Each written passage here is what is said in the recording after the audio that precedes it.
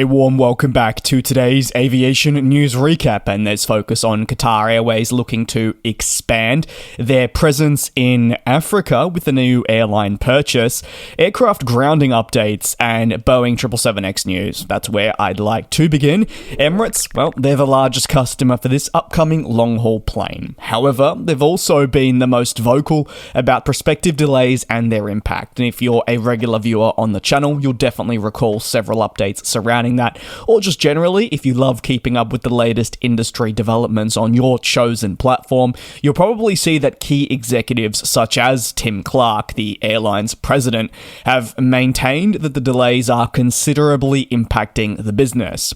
Emirates expected the first unit to arrive at the beginning of the 2020s. However, it became apparent that this wouldn't be achieved, and to honestly Boeing's credit, there was a lot going on, from internal issues to heightened certification to engine problems and a global pandemic. Emirates wouldn't have been able, though, to predict the delays that would follow and the operational impact it would face and financial hurt this early on. Boeing has clarified that it has been on track to achieve a 2025 certification of the 777-9, this being the first variant in the program, with more to follow later for some time. Despite Boeing's best attempts to certify the 777X next year and having successfully now commenced FAA certification flight tests, airlines remain pretty skeptical. According to reports at the 2024 Farnborough Air Show, Tim Clark said that he still expects an official EIS, that being entry into service, for the 777X into their operations in 2026, and a full certification is more likely to occur towards the end of 2025, but this is permitting no further delays are found between now and then, so smooth sailing, and they'll have the plane into service sometime in 2026.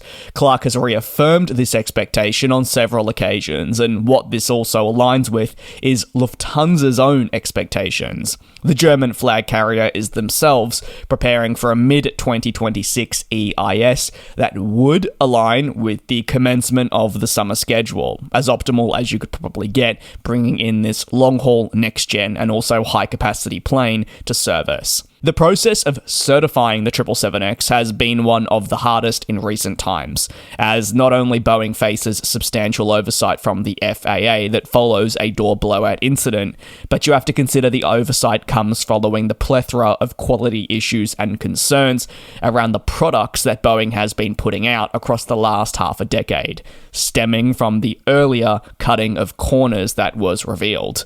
The delays have left Emirates, despite their stature, scrambling to mitigate the overall impact, and this has included a multi-billion-dollar speeding up of a major retrofit program. Onto aircraft groundings, and thanks to the Pratt & Whitney engine saga, we've seen several companies battle groundings for a multi-year period, and most are expecting that to continue.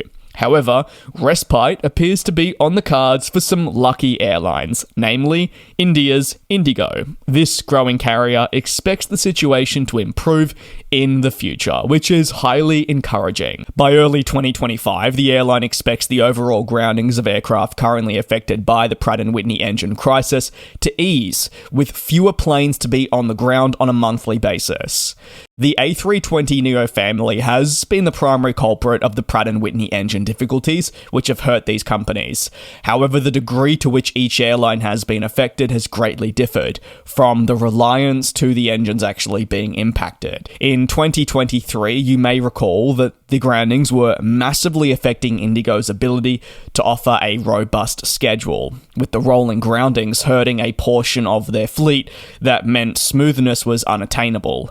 The groundings, but also I'd argue the uncertainty around whether it be replacement parts or inspections, left airlines scrambling to either reshuffle their networks, which would include, say, the cutting of specific routes or the reduction in services, or some have turned to the lease market for a quick solution.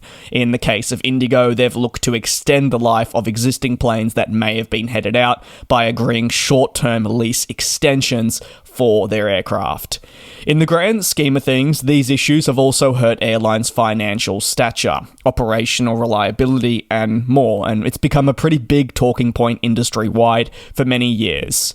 Furthermore, these aircraft are meant to be next-gen types. They're typically therefore equipped with fantastic and therefore efficient engines. But because they have so many issues, it's been a hard trade-off for most companies. You've got to consider that the arrival of these planes was meant to improve finances and allow for the retirement of aging types. And while these planes will eventually get to that point, because of the engine problems and subsequent groundings, they've gone from being a long-term solution to a short-term problem. IndiGo, being one of the largest customers of the A320 family as a result, has certainly felt the brunt of the issues. And when you also consider that they're in such a competitive landscape, not having a fully working fleet has impacted their ability to thrive. While the difficulties are set to ease in early 2025, the airline will also receive a form of compensation agreed upon not long ago. The amount of compensation was not disclosed, but certainly will aid IndiGo ever so slightly.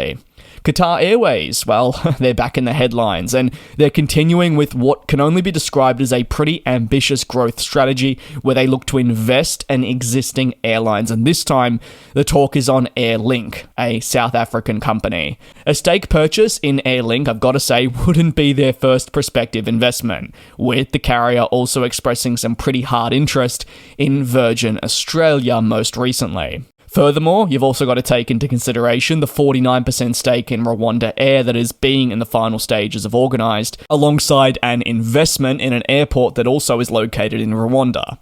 Ultimately, Qatar Airways considers really this entire region a hub of growth possibilities, and has deemed the purchase of AirLink, at least a stake in it, to be a next necessary step for growth. Talk of the airline's investment has been a long time in the making, but the exact location of the airline, and therefore the airline itself, was not disclosed. The Financial Times are the ones reporting that AirLink was the company in question. Qatar Airways sees markets such as South Africa and broader Africa, if you will, as really important for their long-term future, and this aligns with their business strategy. While they obviously are focusing on growing their own portfolio of aircraft and therefore expanding to new markets, they see a lot of value in building partnerships and putting in significant investments in other companies, as this will allow them to increase their overall connectivity in specific regions around the world and therefore market share. By increasing this market share, Qatar wants to fend off not just emerging companies in the future, but more of your larger existing ones that are looking to offer something similar. How can Qatar basically get an upper hand? This business model means it's quietly become more than just an individual airline over the last few years, instead working towards more of an empire. This empire, that continues to show no signs of slowing down, sets its sights on growth and looking at existing and emerging markets. In the case of AirLink, it'll be a fascinating prospect to see how they integrate this with their future flying, and in the case of Virgin Australia, well, we know that interest comes after they were rejected the right to expand into Australia. Therefore, joining forces with a domestic airline will aid them in moving in the right direction for future connectivity. It's important to note that the investment opportunity in AirLink has not been finalised, but is in the final stages. Let me know your thoughts down below in the comments on any of the stories covered in today's proceedings. I certainly do appreciate your support. Take care, be safe. See you same place, same time tomorrow for your latest aviation news. And we'll fly.